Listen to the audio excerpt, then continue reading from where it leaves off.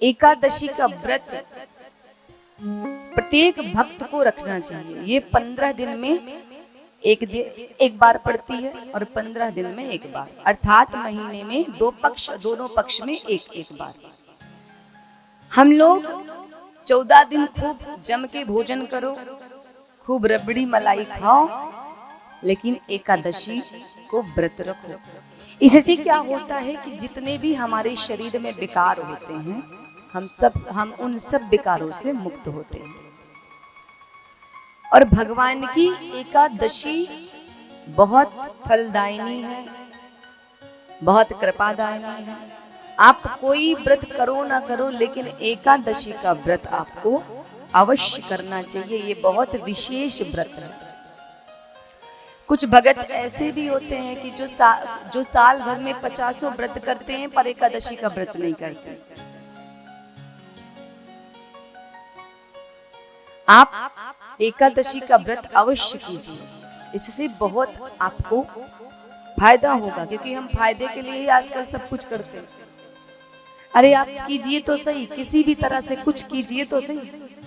तो एकादशी का व्रत सभी को करना चाहिए। एकादशी की एक बड़ी सुंदर सी कथा है महाराज अम्बरीश की।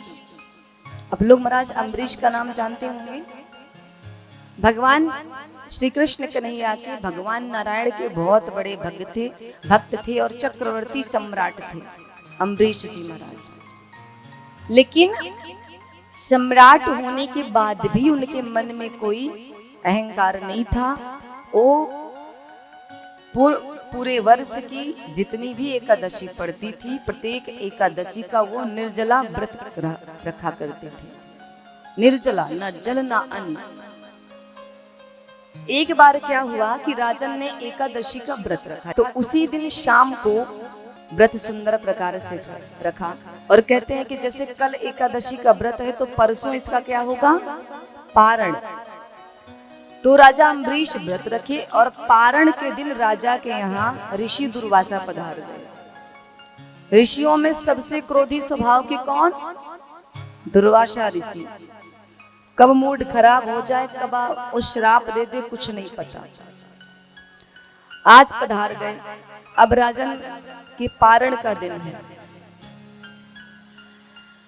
जैसे पधारे तो राजन ने सुंदर आदर किया, सत्कार दिया, आसन पे बिठाया, पद प्रक्षालित किया और आग्रह किया कि प्रभु आज प्रसाद यहीं पे पाइए।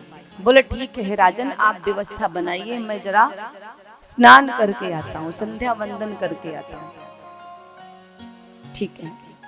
अब ऋषिवर गए तो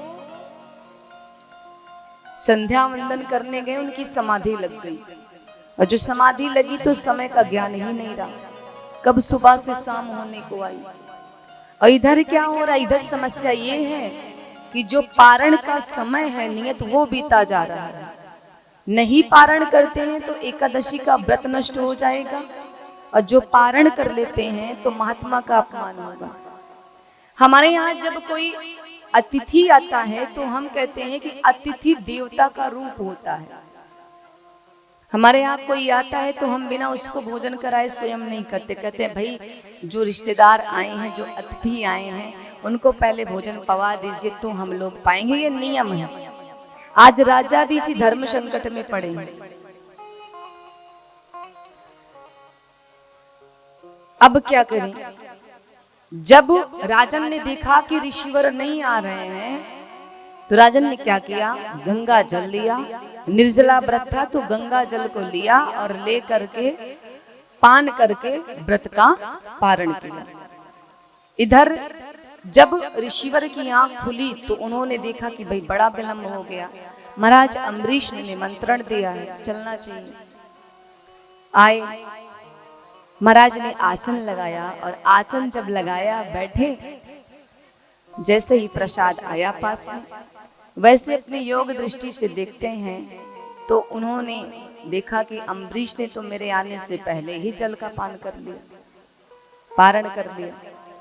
अब तो महाराज दुर्वासा क्रोधित, जो क्रोध आया प्रभु नेत्र लाल हो गए, शरीर कांपने लगा और डांट के अम्बरीश को बोले कि ये बता, तेरे घर में मुझ जैसा ऋषिवर आया और तूने बिना मुझे प्रसाद पवाए तूने जलपान कैसे कर लिया? और क्रोध में आकर के अपने योग बल से एक कृत्या को प्रकट किया। किस लिए? राजा को मारने के लिए। लेकिन भगवान की क्या प्रतिज्ञा है? भगवान की प्रतिज्ञा ये है कि जो भक्त भगवान की शरण में रहते हैं भगवान उनकी स्वयं रक्षा करते हैं। कृत्या को उत्पन्न किया। अब भगवान अपने सुदर्शन को आदेश दिए। सुदर्शन आया, कृत्या को जला करके भस्म किया। अम्बरीश के प्राणों की रक्षा भई। अम्बरीश महाराज के प्राणों की तो रक्षा हो गई उस कृत्या से, लेकिन अब दुर्वासा ऋषि के प्राण कौन बचाए? ये झंझट खड़ी हो गई। सुदर्शन जी महाराज दुर्वासा ऋषि के पीछे लग गए। दुर्वासा जी देख रहे पीछे भगवान का सुदर्शन आ रहा है, लगे दौड़ने भागने। बचाए कौन? और जो 1 मिनट को रुके तो गला साफ, रुक भी नहीं सकते, और रक्षा कौन करे? तो उनके मन में विचार आया कि जो पूरी सृष्टि को बनाते हैं ब्रह्मा जी, उनके पास जाऊं तो क्या पता मेरे प्राणों की रक्षा हो जाए।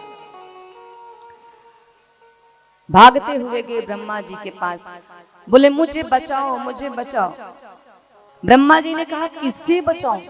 दुर्वासा जी ने कहा मेरे पीछे गोविंद का सुदर्शन चक्र आ रहा है और जिससे मेरी रक्षा करो प्रभु। ब्रह्मा जी ने कहा देखिए, आप प्रभु के भक्त के अपराधी हो, और जो भगवान के भक्त का अपराध करते हैं उनको बचाने की क्षमता मेरे भीतर नहीं है। आप बाबा कहीं और पधारिए। अब तो और चिंता बढ़ी। सुदर्शन जी महाराज तीव्र गति से पीछे लगे। भागते भागते पहुंचे कैलाश पे शिव जी के पास। बोले प्रभु मेरी रक्षा करो, मेरी रक्षा करो। बोले किससे? बोले सुदर्शन चक्र पीछे लगा है। शिव जी ने योग बल से देखा तो कहा भाई मैं भी रक्षा नहीं कर सकता। क्यों नहीं? क्योंकि आप भगवान के भक्त के अपराधी हो। आपने भगवान के भक्त के ऊपर अनावश्यक अत्याचार किया, मैं नहीं बचा सकता। अब शिव जी की शरण में भी अभय नहीं प्राप्त हुआ। चले जा रहे थे, एकदम व्याकुल हैं, प्राण अब जाए कि तब जाए। तभी रास्ते में कौन मिले? नारद बाबा। नारद बाबा मिले तो दुर्वासा कहते हैं कि हे प्रभु, आप तो दुनिया को सत्य का मार्ग दिखाते हो, धर्म का मार्ग दिखाते हो, प्रभु से जोड़ते हो, और मैंने सुना है कि आप प्रभु के परम भक्त हो, प्रभु आपसे बड़ा प्रेम करते हैं, मेरे इस सुदर्शन चक्र से रक्षा कीजिए। नारद बाबा ने कहा आपकी रक्षा मैं भी नहीं कर सकता। बोले तो? बोले जिनका ये सुदर्शन चक्र है आप जाकर के उन प्रभु के चरणों में नतमस्तक होइए तो शायद उनको आपके ऊपर दया आ जाए और आपकी प्राणों की रक्षा हो जाए। अब तो दुर्वासा भागते भागते पहुंचे नारायण के पास, प्रभु के चरणों में गिरे। बोले प्रभु रक्षा करो नाथ, मुझसे भूल भई, इस सुदर्शन चक्र से रक्षा करो, मेरे पीछे चला आ रहा है। भगवान ने कहा मैं भी रक्षा नहीं कर सकता। बोले क्यों? आप ही का तो सुदर्शन है ना, आप क्यों नहीं रक्षा कर सकते? भगवान ने कहा क्योंकि आपने मेरे भक्त का अपमान किया है, आपने मेरे भक्त को जान से मारने की कोशिश की, इसलिए अब मेरा सुदर्शन मेरे भी नियंत्रण में नहीं आएगा, ना मैं कर पाऊंगा। बोले प्रभु क्षमा कीजिए, मुझे अपनी भूल का पश्चाताप हो गया, मैं करूं क्या? भगवान ने कहा जिस भक्त का आपने अपमान किया, जाके अगर उसी भक्त के चरणों में आप गिर जाएं तो आपके प्राणों की रक्षा हो सकती है, अन्यथा अब आपको सुदर्शन से कोई नहीं बचा सकता। क्यों? क्योंकि मेरे ठाकुर जी भक्तों के पराधीन हैं। अगर आप भक्ति करते हो, भगवान की भक्ति करते हो तो प्रभु आपके अधीन हो जाते हैं, फिर आप जो चाहो इनसे करवा सकते हो। और अम्बरीश महाराज तो भगवान के परम भक्त थे। अब दुर्वासा जी वहां से भागे और भागते भागते आए अम्बरीश जी महाराज के महल में। और अम्बरीश जी महाराज के महल में आए, अम्बरीश जी के चरणों में जाकर के गिर गए। अम्बरीश जी महाराज के चरणों में जाके गिरे, बोले हे राजन मेरी रक्षा कीजिए, मेरी रक्षा कीजिए। महाराज अम्बरीश ने उठाया और उठा करके कहा, नाथ मुझे पाप का भागी क्यों बनाते हो? आप इतने बड़े संत और मुझ जैसे अधम के पैर में पड़ते हो, ये शोभा नहीं देता। बोले मेरी सुदर्शन से रक्षा करो, केवल तुम्हारे ही कहने से सुदर्शन लौटेगा नहीं तो मेरा प्राण ले लेगा। अम्बरीश जी महाराज ने दुर्वासा जी को उठाया, उठा के बिठाया और सुदर्शन चक्र जी से प्रार्थना की कि हे सुदर्शन जी, अगर मेरा मेरे प्रभु के प्रति प्रेम निस्वार्थ है और वास्तविक है तो कृपा करके आपको मेरी भक्ति की सौगंध, मेरे प्रेम की सौगंध ऋषिवर के प्राण ना लेकर के आप लौट जाइए, आप शांत हो जाइए। जब राजन ने इस प्रकार से कहा तो सुदर्शन जी महाराज लौट गए। भगवान कहते हैं अहम भक्त पराधीनो यस्वतंत्र द्विजहा साधुर्भिर्ग्रस्त हृदयो भक्तैर भक्त जनः प्रिया। मैं अपने भक्तों के पराधीन रहता हूँ। जो भगत मेरी शरण में आ जाते हैं उनकी रक्षा में सदैव उनकी परछाई बन करके करता हूँ और जो वो कहते हैं मैं वही करता हूँ। तो ये एकादशी व्रत की महिमा है कि एकादशी व्रत की महिमा से परीक्षित महाराज के प्राणों की रक्षा भई। यहाँ तक कि परीक्षित जी महाराज के प्राणों की रक्षा तो भगवान ने किया ही किया, साथ में ऋषि दुर्वासा के पीछे अपने सुदर्शन चक्र को लगाया। क्यों? क्योंकि मेरा भक्त कल से मेरे लिए भूखा प्यासा है और उसने जरा सा जल पी लिया तो तुम उसके प्राण लेने चले गए, इसलिए तुम क्षमा योग्य नहीं हो।